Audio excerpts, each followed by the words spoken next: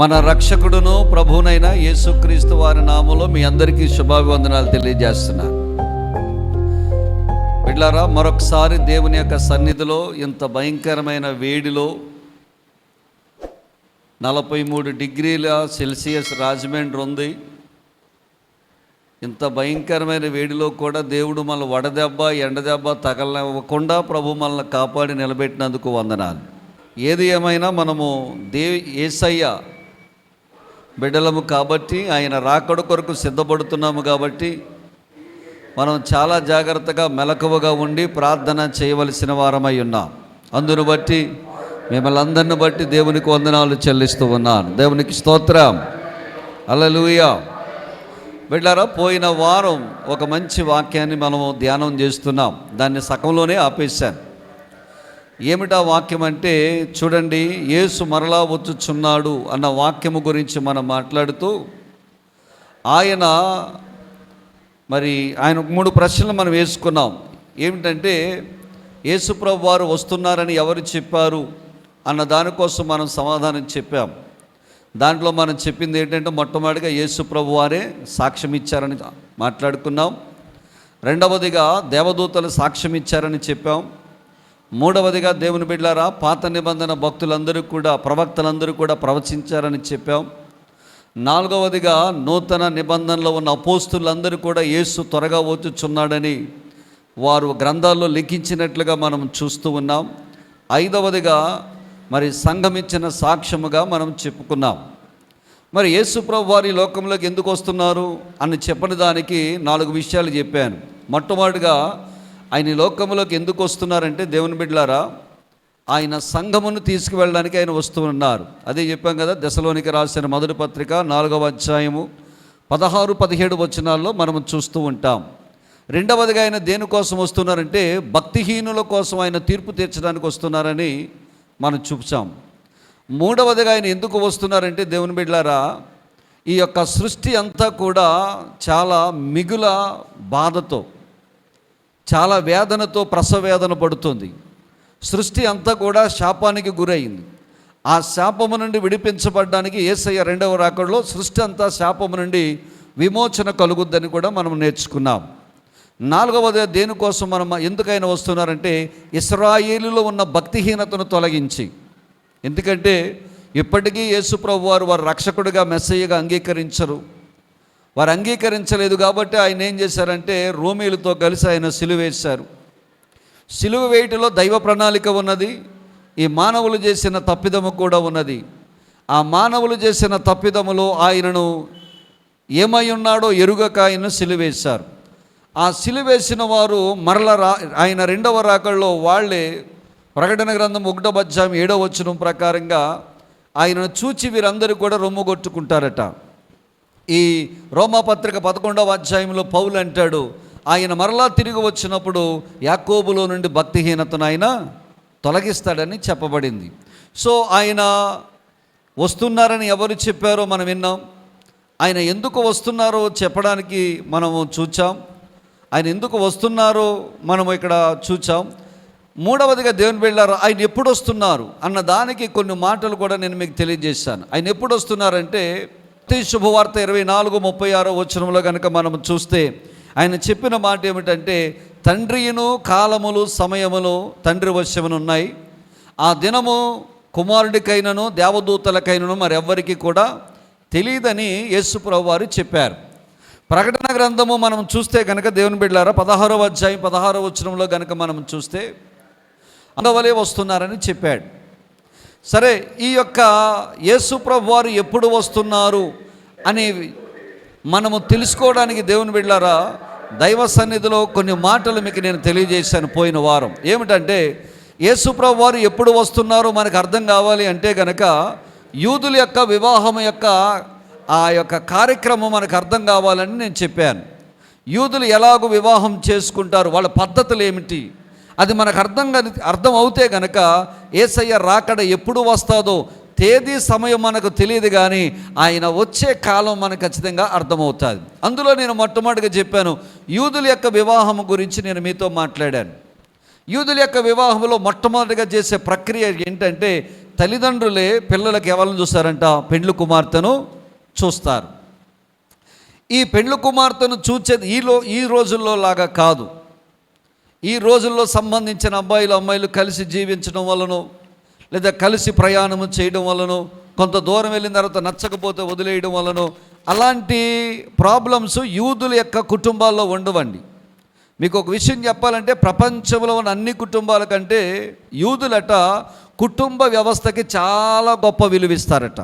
ఎందుకు కుటుంబ వ్యవస్థకు విలువిస్తారంటే, ప్రపంచంలో ఉన్నటువంటి రుగ్మతలన్నిటికీ, ప్రపంచంలో ఉన్నటువంటి చెడు అంతటికి, ప్రపంచంలో ఉన్నటువంటి దరిద్రమైన పనులన్నిటికీ ఏదైనా విరుగుడు ఉందంటే అది కుటుంబము మాత్రమే.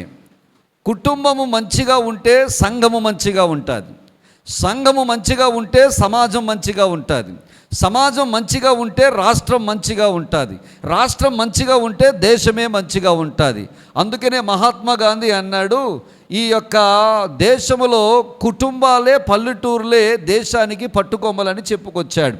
ఒక కుటుంబంలో తల్లిదండ్రులు ఉన్నారనుకోండి, పిల్లలు ఉన్నారనుకోండి, ఆ తల్లిదండ్రులు ఆ పిల్లలిద్దరిని కూడా చాలా జాగ్రత్తగా పెంచగలిగితే, ఈ బయట ఉన్నటువంటి దాంట్లో నుంచి కాకుండా, ఈ బయట ఉన్నటువంటి తిరుగుళ్ళతో తిరుగుతున్న వ్యసనాలతో కాకుండా, నీ బిడ్డల్ని కనుక చక్కగా దైవభక్తిలో పెంచగలిగితే, ప్రార్థనలో పెంచగలిగితే, వాక్యములో పెంచగలిగితే, వాళ్ళు బిడ్డలారా రాబోయే కాలములో నీ బిడ్డలు సమాజానికి చీడపురుగులుగా మారరు, సమాజానికి మేలు చేసేవారుగా మన బిడ్డలను దేవుడు మారుస్తాడు.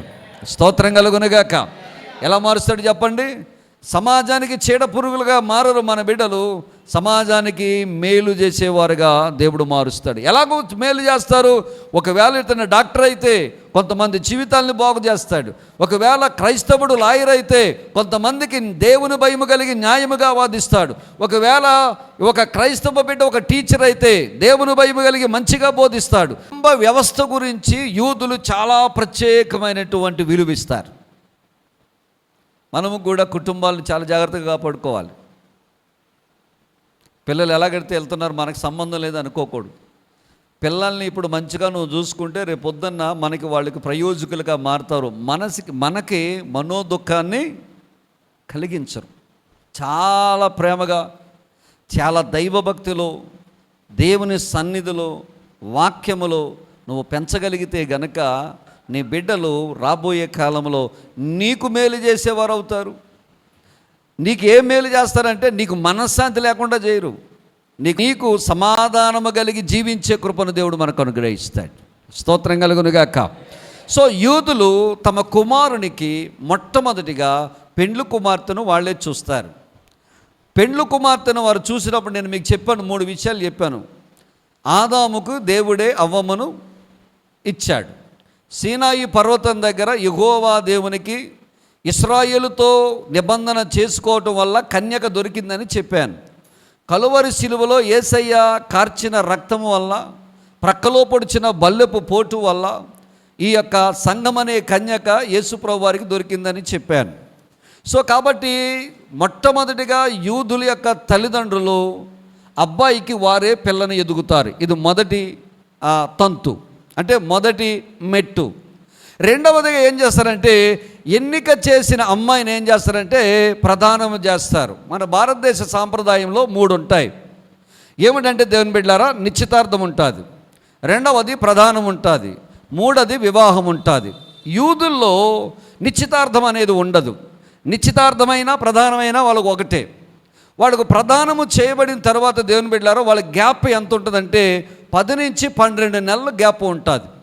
మన భారతదేశ సాంప్రదాయ ప్రకారంగా మనం చూస్తే కనుక మనకు ప్రదానము చేయబడ్డ 24 గంటల్లో మనం వివాహం చేయాలి, అది మన సాంప్రదాయం.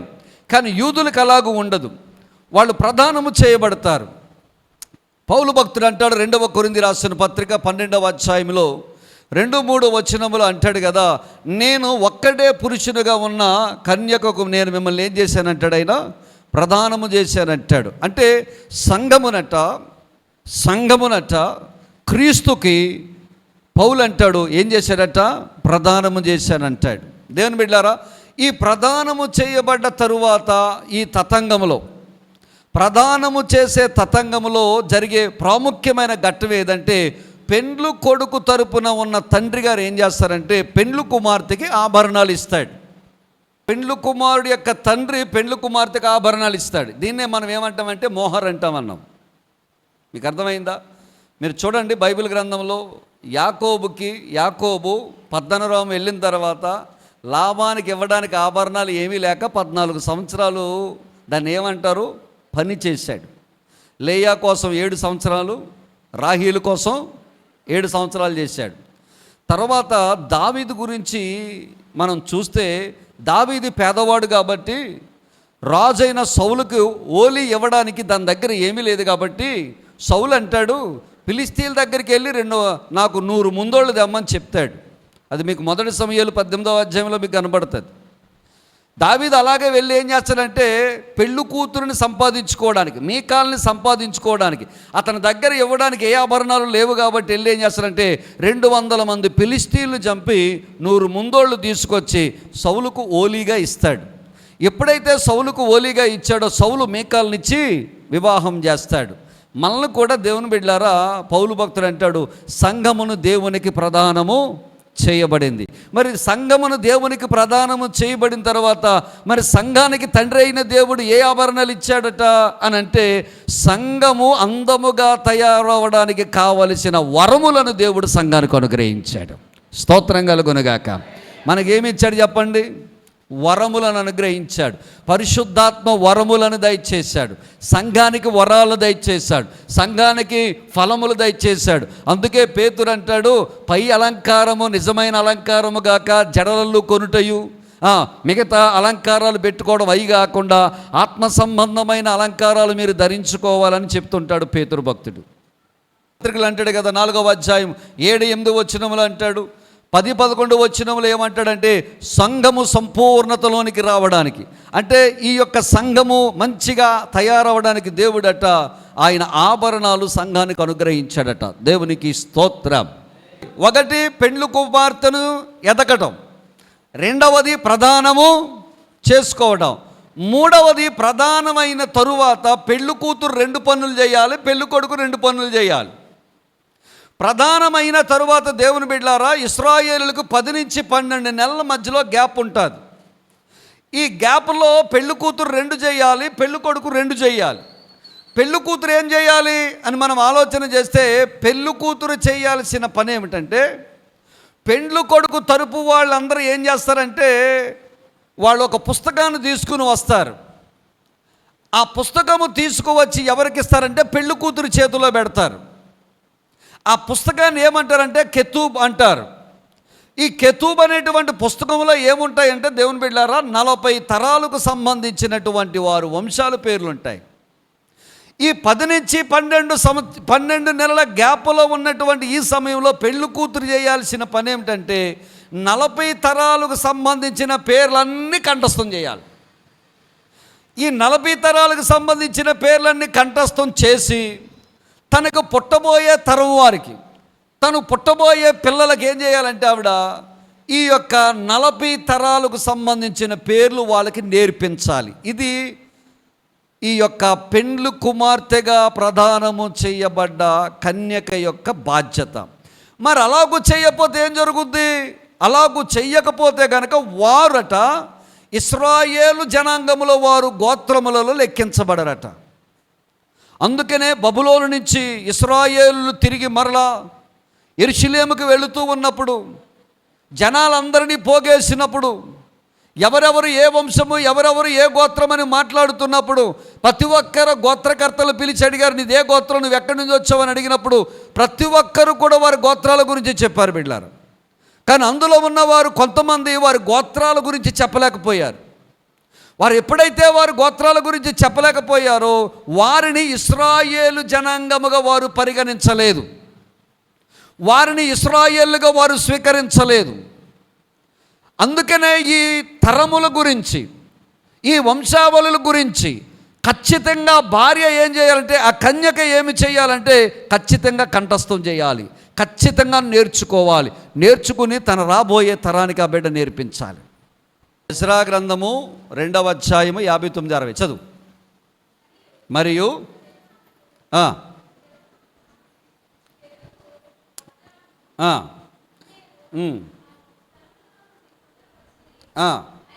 అయితే వీరు తమ పితరుల యొక్క ఇంటినైనను వంశావళినైనను నందున వారు ఇశ్రాయేలీలో ఏం చేయబోయారట వాళ్ళు? ఇశ్రాయేలీలో వారు అదనమాట. అందుకే ఏం చేయాలంటే ప్రతి స్త్రీ ఏం చేయాలంటే, కన్యక ఏం చేయాలంటే, ఇశ్రాయేలు యొక్క గోత్రాన్ని ఏం చేయాలి? వాళ్ళు వారి వంశాలను ఏం చేయాలి? వీళ్ళు జ్ఞాపకం పెట్టుకోవాలి, చదవాలి, నేర్చుకోవాలి. ఈ 10-12 నెలల గ్యాపులు ఈమె చేయాల్సిన ఈ పని ఏమిటంటే, జ్ఞాపకము పెట్టుకొని ఆమె రాబోయే తరానికి ఏం చేయాలట? నేర్పించాలి. మనము కూడా అంతే బిడ్డలారా. సంగమనకు వచ్చినంత మాత్రాన మనకి మేలు జరగదు, కానీ జీవగ్రంథములో పేరు ఉండాలట. దేవునికి స్తోత్రం కలుగును గాక. హల్లెలూయా. చదవండి, ప్రకటన గ్రంథంలో ఉంటుంది ఈ మాట. 21వ అధ్యాయం 27వ వచనంలో చదవండి. ప్రకటన గ్రంథము 21:27. గొర్రె పిల్ల యొక్క జీవగ్రంథమందు రాయబడిన వారే దానిలో ప్రవేశింతురు. దేవునికి స్తోత్రం కలుగును గాక. చెప్పండి, దేవునికి స్తోత్రం చెప్పండి. సంఘానికి వచ్చినంత మాత్రాన పరలోక రాజ్యంకి వెళ్ళిపోవం బిడ్డలారా. మరలా చెప్తున్నాను, మనము పరలోక రాజ్యములోకి ప్రవేశించాలంటే ఖచ్చితంగా ఏం చేయబడాలంటే, జీవగ్రంథములో మన పేరు రాయబడాలి. జీవగ్రంథములో మన పేరు రాయబడాలంటే కనుక నమ్మాలి, విశ్వాసం ఉంచాలి, మారు మనసు పొందాలి, బాప్తిస్మం పొందాలి. ఎప్పుడైతే నమ్మి మారు మనసు పొంది బాప్తిస్మం పొందుతావో, ఇవిగో పాతవి గతించెనో సమస్తమును నూతనమాయన. నీ పేరు అప్పుడు ఏం చేయబడదంటే పరలోకములో జీవగ్రంథంలో రాయబడుతుంది. స్తోత్రం కలుగును గాక.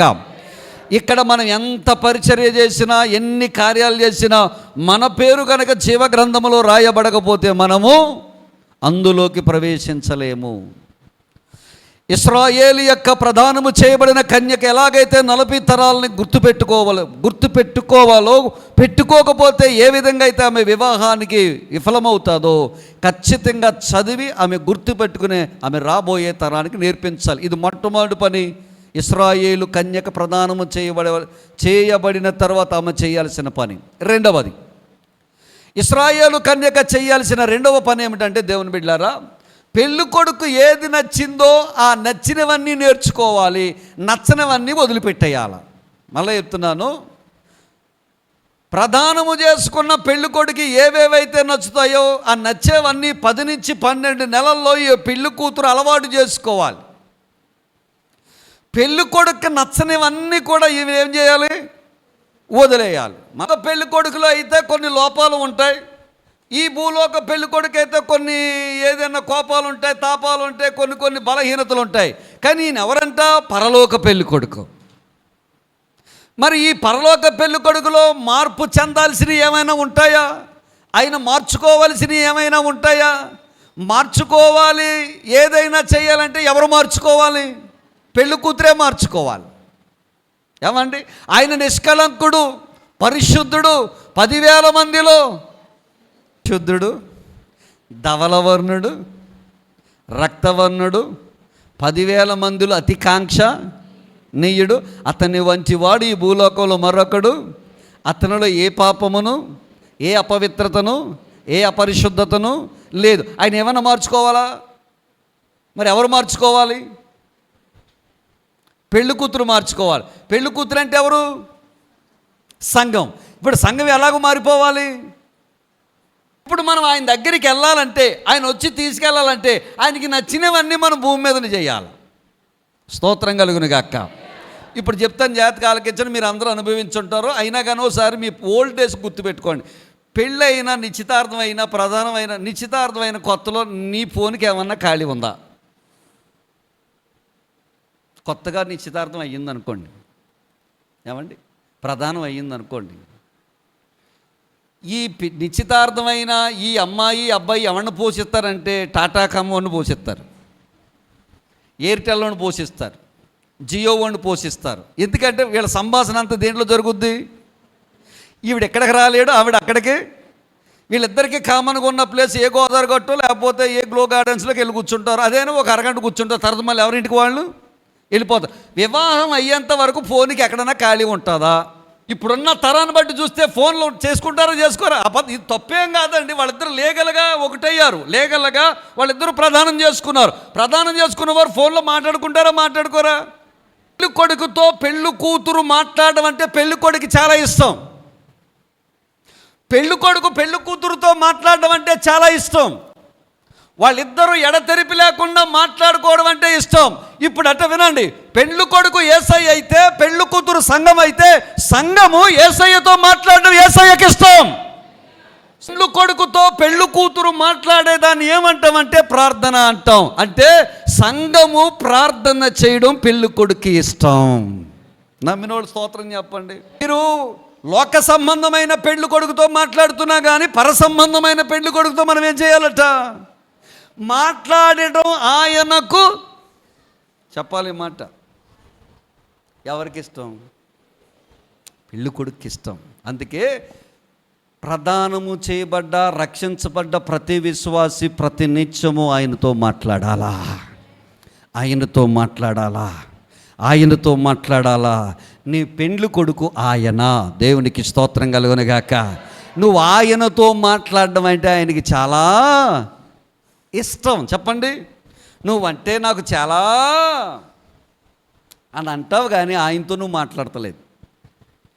ఒకే ఇంట్లో ఉన్నావు, మీ ఆయనతో 2 రోజుల నుంచి మాట్లాడుతూ మానేసావు అనుకో, ఎలా ఉంటుంది పరిస్థితి? మాట్లాడుకోవట్లేదు. ఆ ఇల్లు ఎలా ఉంటుందండి? ఏమన్నా మంచిగా ఉంటుందా? సమాధానంగా ఉంటుందా? ఏమన్నా ఆశీర్వాదకరంగా ఉంటుందా? ఉండదు. సాతాను రాజ్యం వెళుతాడు. కానీ బిడ్డ, నువ్వు కొన్ని నెలలుగా ఆయనతో మాట్లాడుతూ మానేసావు తెలుసా? అసలు ప్రార్థన అంటేనే మానేస్తున్నావు తెలుసా? ఉపవాసం అంటేనే ఉపవాసం తర్వాత పెట్టాడు. అసలు ప్రార్థన అంటేనే మానేస్తున్నాను తెలుసా? ఆయన అనుకుంటున్నాడంట, ప్రతిరోజు నా పెళ్ళి కూతురు లెగుస్తుంది, నాతో మాట్లాడుతుంది, తన బాధలన్నీ నాతో చెప్పుకుంటుంది, నేను వింటాను, నేను సహాయం చేయడానికి సిద్ధంగా ఉన్నానని నీ పెళ్ళి కొడుకు నీ కొరకు చూస్తున్నాడంట అక్కడ. స్తోత్రం కలుగునుగాక. హల్లెలూయా. మనమేమో ఆయనతో మాట్లాడుకోకుండా మన పనుల్లో మనం బిజీ అయిపోయాం. ఎప్పుడైనా లేచిన వెంటనే ఒక 10 నిమిషాలు మంచం మీద కిందకి దిగి మోకాళ్ళు వేసి, లేదా మోకాళ్ళు అయిపోతే మంచం మీద కూర్చొని, అయ్యా నా పెళ్ళి కొడుకా నువ్వు ఎలాగున్నావయ్యా, ఈ రోజు నాకు ఇచ్చినందుకు నీకు స్తోత్రం అని చెప్పి నీ పెళ్ళి కుమారుడితో నువ్వు మాట్లాడిన రోజు ఏమైనా ఉందా? లేదా మాట్లాడకుండా అలాగే మన దినాలు గడుపుతున్నావు. ఒకటి, పరలోక పెళ్ళి కొడుకు మనం మాట్లాడితే ఆయనకి చాలా చెప్పండి ఇష్టం అనండి. ఆయనతో మాట్లాడడం ఎవరితోనో మాట్లాడతాం, దెమ్మల మీద కూర్చుని కబుర్లు చెప్తావు, అది నీకు ఇష్టం. టీవీ ముందు కూర్చుని తర్వాత దాన్ని కళ్ళు వాచిపోయేలాగా అద్దాలు పెట్టుకుని దాకా చూస్తావు, అది నీకు ఇష్టం. కానీ టీవీ ఆపేసి ఒక అరగంట లోపలికి వెళ్ళి పరమందున్న పెళ్ళి కొడుకుతో మాట్లాడితే ఆయనకి ఇష్టం. ఇంకో మాట చెప్పంటారా, ఆయనకి ఇష్టమైన పనులన్నీ చేస్తే నిన్ను తన ఇష్ట సఖిగా చేసుకుంటాడట. స్తోత్రం కలుగును గాక. ఒకటి చెప్పండి, ప్రదానము చేయబడ్డ స్త్రీ ఏం చేయాలట? ఆయనతో మాట్లాడాలి. రెండవదిగా ఆయనను పొగడాలట. చెప్పండి, ఏం చేయాలండి? చెప్పాలి గట్టిగా. పొగడాలి. ఎవరిని? పెండ్లి కొడుకుని పొగడాలి. అయ్యా నువ్వు చాలా గొప్పోడు అయ్యా. ఉదయమే చెప్పాను, నేను ఉదయమే మాట్లాడాను. పెళ్ళి కూతుర్ని పెళ్ళి కొడుకుని మనం పొగడాలంట, పెళ్ళి కూతురు పొగడాలట. ఎలాగూ పొగడాలి అని అంటే, పొగడము అని అంటే ఆయనను స్తుతించడము. సంఘములో ఆయనను మనం ఏం చేయాలట? స్తుతించాలి. ఆయనతో మాట్లాడడం అంటే ప్రార్థన, ఆయనను పొగడడం అంటే ఆయనను స్తుతించడం, ఆయన కొరకు పాడడం అంటే ఆయనకి చాలా ఇష్టమట. స్తోత్రం కలుగును గాక. దేవునికి అవకాశం ఇచ్చాడు ఆయన కోసం పాడడానికి అన్నప్పుడు సిగ్గు లేకుండా మనం పాడాలి. నేను అప్పుడు సన్నిధిలో మనం నిలబడినప్పుడు పాట రానప్పుడు రెండవసారి జాగ్రత్తగా ఆలకించి, నువ్వు ఇక్కడ నుంచున్న వాళ్ళ కోసం కాదు మనం చేసే ఆరాధన, మ్యూజిక్ కోసం కాదు మనం చేసే ఆరాధన, లేకపోతే టీవీలో పడతామని కాదు నువ్వు చేసే ఆరాధన. నువ్వు చేసే ఆరాధన ఎవరి కోసం అంటే పూర్ణ ఆత్మతోనూ, పూర్ణ బలముతోనూ, పూర్ణ శక్తితోనూ, పూర్ణ వివేకముతోనూ నీ తండ్రి అయిన దేవుణ్ణి నువ్వేం చేయాలట? ఆరాధన చేయాల. నువ్వు దేవుని మందిరములో అడుగుపెట్టిన తరువాత నీ పెండ్లు కొడుకు వైపు నువ్వు చూడాలి. సంగమా, పెండ్లు కుమారుడు వైపు నువ్వు చూడాలి. మనుషుల వైపు చూడకూడదు, పక్కవాడి వైపు చూడకూడదు. అలో నేను పాడితే ఏమనుకుంటారన్న సంగతి నీకు అవసరము లేదు. నీ పాట నువ్వు పాడితే నీ దేవునికి ఇష్టం, నీ ప్రియుడికి ఇష్టం. నీ పాట ఆయనకి ఇష్టం. మీ ఇంట్లో వాళ్ళు ఎవరికి ఇష్టం లేకపోవచ్చు గాక, నీ వీధిలో వాళ్ళకి ఎవరికి ఇష్టం లేకపోవచ్చు గాక. నువ్వు పాడితే రే బాబో చెవులకి రక్తం వచ్చేస్తుందని చెప్పొచ్చు గాక. కానీ నీవు పాడితే ఆయనకి ఎలాగూ పాడినా ఆయనకి చాలా ఇష్టం అంట. దేవుని బిడ్డలారా, ఆయన ఆరాధన చేయడం అంటే ఆయనకు ఇష్టం. ఆయన గూర్చి చదవడం అంటే ఆయనకి ఇష్టం. దావీదు కోసం మాట్లాడుతుంటాడు, దావీదు నా హృదయానుసారుడు. ఎలాగ హృదయానుసారుడు అంటే దివారాత్రములు దేవుని వాక్యమును ధ్యానించువాడు ధన్యుడు. దావీదు దివారాత్రములు దేవుని వాక్యాన్ని ధ్యానించేవాడు. బైబిల్ చదవడం అంటే పెళ్లి కొడుకు ఇష్టం. బైబిల్ చదవడం అంటే ఆయన గురించి తెలుసుకోవడమే. ఆయన ప్రేమ ఎలాంటిది, ఆయన క్షమాపణ ఎలాంటిది, ఆయన రక్షణ ఎలాగిచ్చాడు, ఏ రకంగా ఆయన ఈ లోకములోకి వచ్చాడు, ఆయన చేసిన మహా అద్భుతమైన కార్యం ఏమిటి అన్న సంగతులు మనం తెలుసుకోవాలంటే కనుక ఇదిగో ఆయన హృదయాన్ని తెలుసుకోవాలంటే ఆయన బైబిల్ గ్రంథాన్ని మనం చదవాలి. ఆయన కోసం చదవడం అంటే ఆయనకు ఇష్టం. చెప్పండి, 4 విషయాలు చెప్పాను. ఆయనతో మాట్లాడడం అంటే ఆయనకు ఇష్టం, ఆయనను పొగడడం అంటే ఆయనకు ఇష్టం, ఆయన గురించి పాడడం అంటే ఆయనకు ఇష్టం, ఆయన గురించి చదవడం అంటే ఆయనకు ఇష్టం. ఇవన్నీ భూలోకంలో ఉన్న పెళ్ళి కూతురు ఆయనకు అనుకూలంగా మనం మార్చుకోవాలా. స్తోత్రం కల. ఇప్పుడు పెళ్ళి కొడుకు 2 కార్యాలు చెప్తాను, జాగ్రత్తగా ఆలకించండి.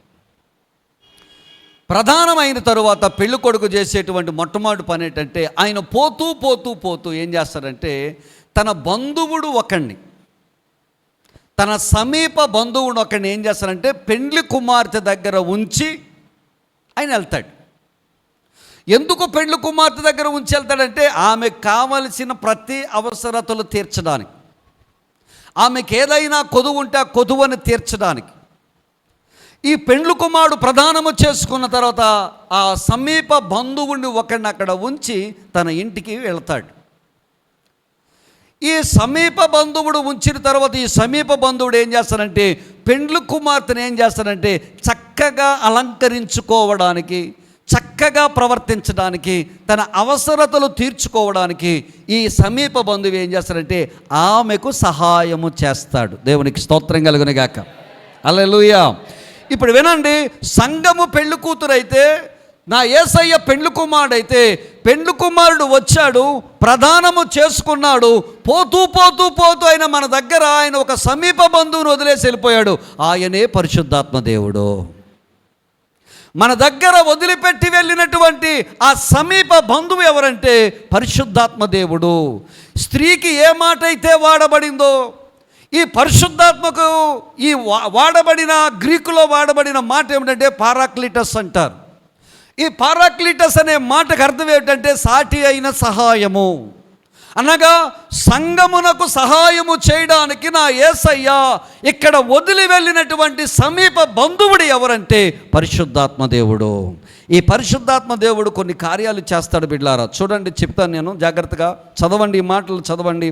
పరిశుద్ధాత్మ దేవుడు చేసేటువంటి కొన్ని కార్యాలు చెప్తాను, మీరు జాగ్రత్తగా ఆలకించండి. పరిశుద్ధాత్మ దేవుడు యోహాను శుభవార్త 14వ అధ్యాయం 26వ వచనం ప్రకారంగా పరిశుద్ధాత్మ దేవుడు బోధిస్తాడట. రోమాపత్రిక 8వ అధ్యాయం 14వ వచనం ప్రకారంగా ఈ పరిశుద్ధాత్మ దేవుడు సంఘమును ఆయన నడిపిస్తాడట. ఈ పరిశుద్ధాత్మ దేవుడే 8వ అధ్యాయం, రోమాపత్రిక 8వ అధ్యాయం 26వ వచనం ప్రకారముగా ఈ పరిశుద్ధాత్మ దేవుడే సంఘమునకు సహాయము చేయడం, సంఘము తరపున విజ్ఞాపన చేయడం కూడా ఆయనే చేస్తాడటండి. తర్వాత ఈయన ఎఫెసీ పత్రిక 4వ అధ్యాయం 30వ వచనం ప్రకారంగా ఈ పరిశుద్ధాత్మ దేవుడు మనకట సంఘమునకు భద్రత కలగజేస్తదట.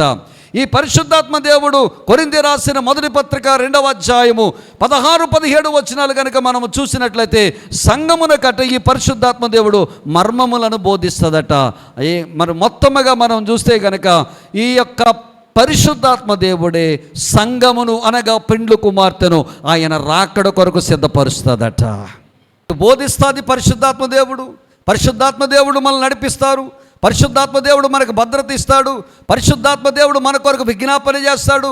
పరిశుద్ధాత్మ దేవుడు మనల్ని చక్కగా దేవుని మర్మములను బోధిస్తాడు. పరిశుద్ధాత్మ దేవుడు ఆయన రాకడ కొరకు మనల్ని ఏం చేస్తాడంటే సిద్ధపాటు చేస్తాడు.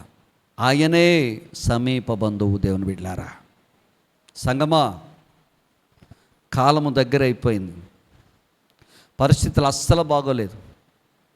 3వ ప్రపంచ యుద్ధం వస్తుందని నిపుణులు అందరూ చెప్తున్నారు. 3వ ప్రపంచ యుద్ధం వస్తే గనక సంఘము నిర్మించబడద్దు. యెరూషలేములో మందిరము నిర్మించబడితే గనక సంఘం ఎత్తబడుతుంది.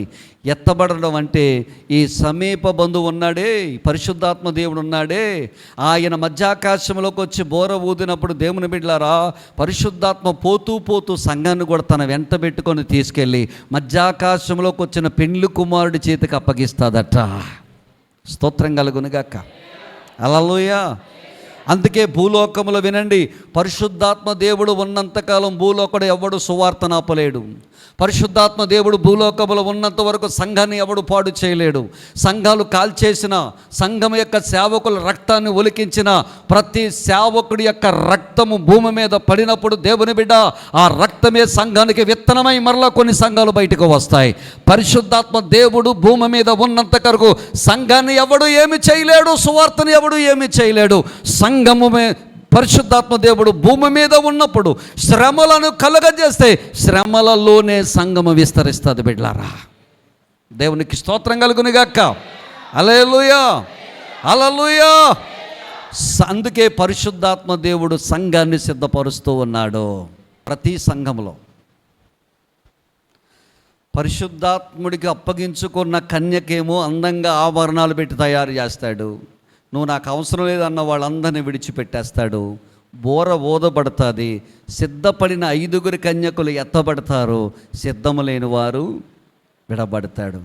పరమగీతాల్లో 8వ అధ్యాయం 8వ వచనంలో అంటుంది, నాకొక చిన్న చెల్లెలు కలదు, దానికి ఇంకనూ వయస్సు రాలేదంటది. బిడ్డలారా, ఈ పరిశుద్ధాత్మ దేవుడు మనల్ని ఏం చేస్తాడంటే పెండ్లి కుమారుడు కొరకు ఏం చేస్తాడట, సిద్ధపరుస్తాడు. అది ఎవరు వదిలేసి వెళ్తారు అని అంటే, పెళ్ళి కొడుకు ఇంటికి వెళుతూ తన దగ్గర వదిలేసి, ఆ పెళ్ళి కుమార్తె దగ్గర వదిలేసి పెండ్లి కుమారుడు వెళ్తాడు. వెళ్ళిన తర్వాత రెండవ పని, పెళ్ళి కొడుకు చేసే రెండవ పని ఏంటో చెప్తాను, జాగ్రత్తగా ఇచ్చాను. వెళ్ళిన తర్వాత ఆ ఇంటి దగ్గర తండ్రికి ఉన్నటువంటి ఇంటి మీద కానీ, తండ్రికి ఉన్న పక్క జాగాలో కానీ, స్థలములో కానీ పెళ్ళి కొడుకు ఏం చేస్తాడంటే ఒక ఇంటిని సిద్ధం చేస్తాడు. ఈ సంవత్సర కాలంలో తండ్రి ₹1 కూడా సహాయం చేయడు తన కుమారుడికి. తన కుమారుడే, ఆ పెళ్ళి కొడుకే కష్టపడి సంపాదించుకోవాలి. తన పెళ్ళి కుమారుడే కష్టపడి ధనము సంపాదించి ఇల్లును సిద్ధము చేయాలి. ఇల్లు సిద్ధము చేసిన తర్వాత వినండి, ఇల్లు సిద్ధము చేసిన తర్వాత అది ఎక్కడ సిద్ధం చేయాలి? అయితే తండ్రి ఇంటి మీదైనా చేయాలి, లేదా తండ్రికి ఉన్నటువంటి స్థలములోనైనా చేయాలి. ఆ చేసిన తర్వాత, ఇల్లు సిద్ధము చేసిన తర్వాత, అంతా కంప్లీట్ అయిన తర్వాత అన్ని పనులు, ఎలక్ట్రీషియన్ పని, ప్లంబింగ్ పని, గచ్చు పని, టైల్స్ పని, పెయింటింగ్ పని, మొత్తం పనులన్నీ అయిపోయి రెడీ అయిపోయిన తర్వాత పెండ్లి కొడుకు అంటే తండ్రి దగ్గరికి వెళ్తాడట.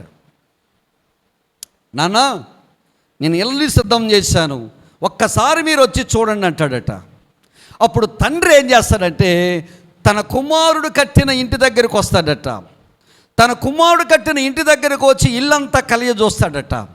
ఇల్లంతా కలియ చూసిన తరువాత తండ్రి గనక సంతృప్తి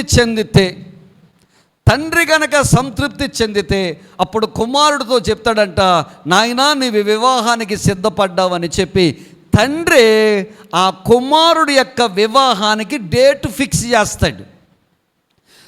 కుమారుడు చేయడు, డేట్ ఫిక్స్. ఎవరు చేస్తారట? తండ్రి కుమారుడి యొక్క వివాహానికి తేదీని నిర్ణయిస్తాడు.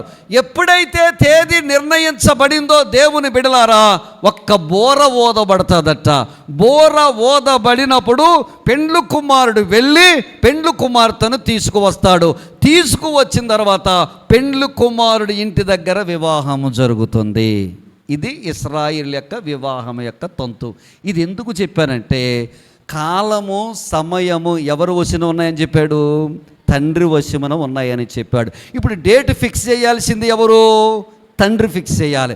ఎప్పుడు ఫిక్స్ చేస్తాడు?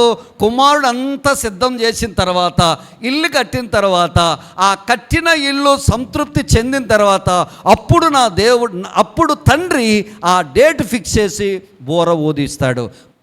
యోహాను శుభవార్త 14వ అధ్యాయము 2-3 వచనాలు చదువుదాం. యోహాను శుభవార్త 14వ అధ్యాయం 2-3 వచనాలు చదువుదాం. నా తండ్రి ఇంట అనేక నివాసములు కలవు, లేని ఎడల నీతో చెప్పుదును. మీకు ఏం సిద్ధపరచ వెళ్ళుచున్నాను? స్థలము సిద్ధపరచ వెళ్ళుచున్నాను. నేను వెళ్ళి మీకు స్థలము సిద్ధపరచి నేనుండు స్థలములో మీరును ఉండులాగన మరలా వచ్చి నేను మిమ్మలను నా దగ్గర ఉండుటకు మిమ్మల్ని తీసుకుని వెళ్ళిపోదును. దేవునికి స్తోత్ర. చెప్పండి, 2 చేతులు పైకెత్తండి, గట్టిగా చెప్పండి. బిడ్డలారా, ఇప్పుడు నా యేసయ్య అక్కడ మన కొరకు ఇల్లు సిద్ధం చేస్తున్నాడు. తండ్రి వెళ్ళి చూడాలి, సంతృప్తి చెందాలి, ఓకే చెప్పాలి, డేట్ ఫిక్స్ చేస్తాడు. మధ్యాకాశంలో బోరబోధపడుతుంది. స్తోత్రం కలుగును గాక. దేవుడు తన ఇంటి సిద్ధపరిచాడట, తండ్రి కూడా చూచాడట. ఇదిగో ఆయన బోర ఊదడానికి సిద్ధంగా ఉన్నాడట. ఆయన త్వరగా మధ్యాకాశంలో రాబోతున్నాడట. వస్తే గనక సిద్ధపడిన కన్యక ఆయనను ఎదుర్కోవడానికి వెళ్ళిపోద్ది. బిడ్లారా, ఇది జరగాలంటే ఇది మనకు తెలియాలి. బోర ఊదే సమయము దగ్గరకు వచ్చింది. బోర ఊదితే గనక, సంఘము ఎత్తబడితే గనక జరిగే పరిస్థితులు ఏంటి చెప్పమంటారా? సంఘము ఎత్తబడితే భూమి మీద జనులు విడవబడతారు. భూమి మీద జనులు విడవబడతారు. భూమి మీద జనులు విడవబడితే బైబిల్ పండితులు చెప్పారు, 7 సంవత్సరాలు భూమి మీద ఏం కలుగుతాయట? శ్రమలు కలుగుతాయట. ఇంతవరకు ఈ వాక్యమును నీ వినికిడిలో దేవుడు దీవించునుగాక.